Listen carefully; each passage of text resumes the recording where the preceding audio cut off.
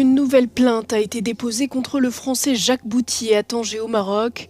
Au total, 7 personnes ont porté plainte contre le PDG de l'assurance Villavie et ses collaborateurs pour traite d'êtres humains, harcèlement sexuel, attentat à la pudeur et violence verbale.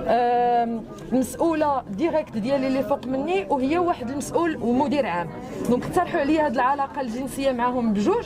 ملي رفضت ضايقوني لمده شهور وشهور حتى خرجت بحالي بوحديتي من المؤسسه ومشيت بديت كنتعالج نفسيا.